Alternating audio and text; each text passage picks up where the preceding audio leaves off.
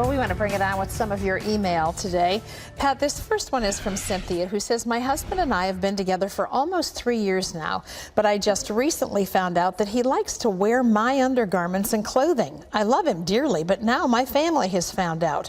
What should I do? Listen to my family and leave him until he stops, or stay and lose contact with them? We have a 14-month-old son. All he wants is to be like Daddy and be with Daddy.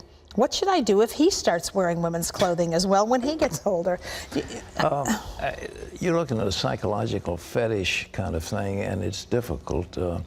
Cross-dressing is something that comes out, but I don't think you ought to leave your husband. You ought to stay with him and work through this situation. I think he needs professional help in this, but you need to tell him you understand what the deal is, and in a sense, somehow work with him. Your child needs a father, and don't listen to people who say, well, leave him. Why would you leave him? What's he done to you? He likes to wear underwear. So, I mean, so big deal. He needs help. And there is help. He can get help.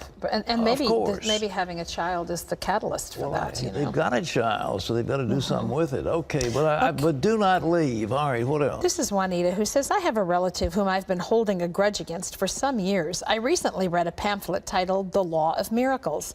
In this pamphlet, I discovered that if I held a grudge against someone and did not ask for their forgiveness, my prayers would not be answered. My relative practices witchcraft and reads tarot cards. How do I ask for their forgiveness if the Bible tells us to refrain from the presence of such persons? I think that Law of Miracles was written by yours truly, and it's part of my book, The Secret Kingdom. Jesus said, when you stand praying, if you have aught against any, forgive, that your heavenly Father might forgive you. If you want to enter into miracles where you have your prayers answered, you have to be in a state of being born again. And in order to be born again, you have to be forgiving. You're asking God to forgive you. You have to forgive others. So, I don't know, you forgive. You can't necessarily forgive the fact that this person is in witchcraft. That is a different matter.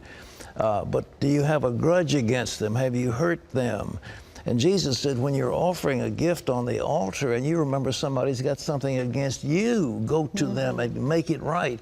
In other words, you don't want to leave evil feelings against you or for you in any way. You want to do everything you can to bring about harmony.